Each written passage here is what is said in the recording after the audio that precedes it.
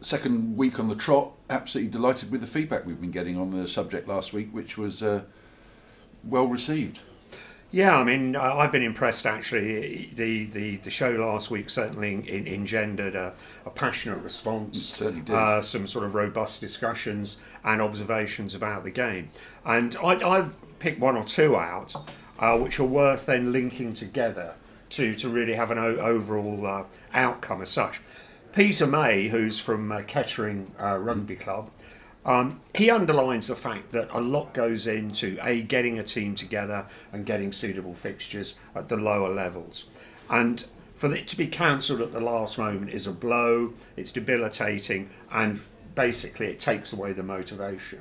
But he feels that the game itself has to address this situation, and through the game, i.e. the governing body, the RFU. And he feels that whilst there is an interest in mini and junior rugby and ladies rugby, and things are going well there, it's actually perceived that throughout the game we're all very comfortable, we're all particularly doing well. And he points out that that is not the case at all. And I'll link that up with the final observation, because I think it's quite important to try and put this together. But I think it was quite a strong response, and I think it was one that personally we appreciated. I think there were some other good ideas from Jess Ellis, Matthew Laverty and Neil Thomas about really, with lower sides, do we have to have leagues? Do we just simply go back to playing regular fixtures, friendly fixtures, perhaps 3 teams travelling away with the first team, or certainly the second, third, fourth travelling away together or playing at home. So that is that's one observation which I feel you could perhaps introduce to the game and see how it works. But Tony Dakar actually felt that you'll never get back to the old days of block fixtures where we all played one club on one day. I think that has its merits. It's for certain. Some of it's going to be the arrangements at each club, because not all clubs will have 3. 4 No, that's pitches. Right, yeah, and also some of the playing in quite high leagues, others in lower leagues. But I think the general idea of sort of taking ownership of your own fixture list and going back to that and building up relationships with clubs so that that they're going to be reliable, that they're going to field teams, I think is valuable. However, other people said, stick within the RFU leagues but have no ceiling, so that a club's third team could in fact come up to the second team level. Yeah, or even first team level. I mean, certainly certain parts of Australia that is the case. And that's a valid point. There was also a point from Gavin Hancock about bonus points. Bonus points, yeah. Within the ladies' game, how if a game's cancelled, you still get the bonus points. It's not cancelled. It's whether it's a home walkover or an away walkover, whether the people can't raise a side. Yeah. And he does make a very good point that you only get 4 points rather than 5, like in a men's game. But then again, that's not the only difference. There's so many differences in between the ladies' game and the men's game. Yeah.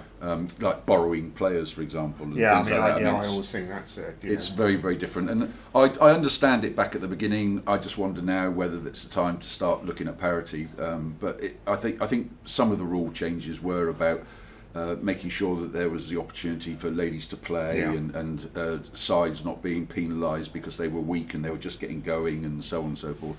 But no, I'll take his point, and actually he pressed a little bit of a nerve with me because that happened to us last week and we only got the 4 points. Right. So I would have loved 5. Jason Bryan was actually a little sterner in what he said.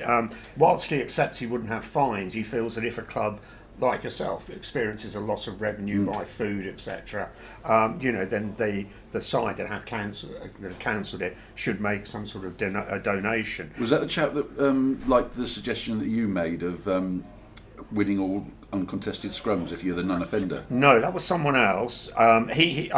Jason went on to say that if you had a club that was serially offending, every other week would cancel first or 13 games, then that eventually is taken into consideration about the behaviour of the club, and therefore points are deducted from the first team.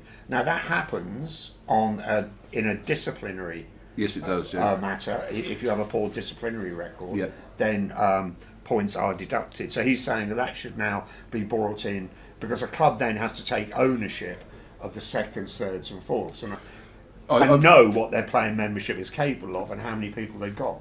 I think, without a shadow of a doubt, that would force me to suggest to the club that we reduce the number of sides, because you've got a first team that's performing, and a largely sort of social end, the threes and fours, can't get their ducks in a row, means that the first team lose points. I really wouldn't like to engender that sort of. It's an interesting one, because he does go on to say that he also feels that sides of National League, take 20. A squad of 20, so 5 replacements, whether that is also reduced, so you get more people playing the game. And the other point that he brought up, and also Neil Thomas again, common decency. If you know you can't field a side, just put your hands you're up. going to know Wednesday or Thursday, whatever it is.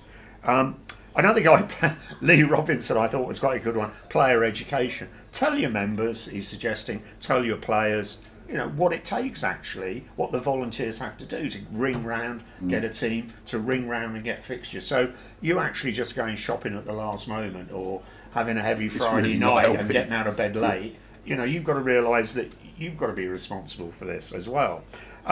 Finally, Dave Kimberley was someone who was vehemently against fines, and I thought, well, fine, he conceded, that there's a necessity for early notification. Perhaps have it on a Wednesday night, so sides must contact each other on a Wednesday night. But he makes the point that society in itself is changing, and that perhaps we as a game, and from all the people who have responded to this discussion, we need to take control of our game.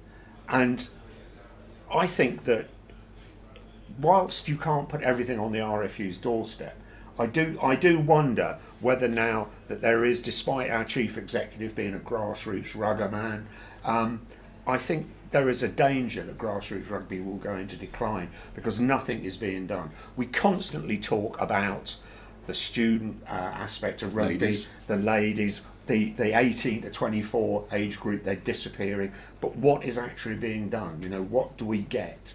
And I think we've got to actually lobby our representatives on the RFU Council, and we've all got them, all the counties, go to these guys and say, look, these are the problems we're having. You represent us. What are you going to do about it? You've got to change the mindset and also take into account that society is being changed. Because sticking with what we have, from the observations that I've seen and you've seen, doesn't appear to be working. That was a thread against all of the comments, and there was a load of them, is that the general feeling is that it's broke and it needs to be looked at and fixed. And whether clubs take the matter into their own hands and opt out of the leagues, or whether the RFU does a review, because I'm not aware of one having been done down at the lower levels, or second and third, fourth team rugby. But Dave Kimberley also made another point, the same point. He's vehemently opposed to fines. He pressed my button with that one because I've recently been doing the budgets, and there was a trial done with our fourth team, which I think is level 9, possibly 10, last year, where match day results are done online on their telephones on the day. But everybody else is still phoning up, and everybody else is still getting a referee to sign a card. And I looked at the fines that we've had, and I know we've got to pick our game up and all the rest of it, but I looked at the fines we got, and I thought, well, why the hell are we getting these fines? Because in the Southwest, it's if you are late submitting a card from your matches on Saturdays, it's a £25 fine. If you don't submit a card, it's a £25 fine. And then I started to brew on it a little bit more. And if I wanted to expedite a player to get them registered in time, it's 50 quid. And I've looked at GMS and I worked it out, it's 6 button presses. Now that is a seriously good hourly rate. I want a job like that. It's madness. And they've done this trial, which is all electronic, and they're not going to implement it for, I think it's next season. Why are we still struggling with it? Well, again, without being highly critical, who struggles with it? Well, it's the poor old volunteers. Yeah, exactly. You know, And it's the they keep on chairman, hitting it's you the in the pocket. secretary, absolutely, and then make the treasurer's job even harder by having to pay these fines. It is so Victorian, or it's just ridiculous. It's bureaucracy for the sake of it. Is it bureaucracy, or is it the fact that there is basically no understanding of what a rugby club has to do at grassroots level Absolutely. by bureaucrats at HQ? Before I fall off my soapbox, we're going to talk about I think this is the third edition of the proposals around paying players. Yeah. Not a massive amount of change, but the one for me, talking down at low levels, because obviously we're level 7, so there's 4 cut-off points. The rules that relate to Premiership and Championship don't really count. Men's level 3, 4, 5, and then 6 and below. And one change in this iteration was we pay our head coach, and he is a registered player coach. But now I notice that if he is only a coach, he falls outside these rules because he just basically becomes a club employee. Yeah. So it's not included in the running costs of a team. But there's some quite big numbers in there, isn't there? Yeah, I mean, as I've expressed my opinion before, so I won't bore everybody and bang on about.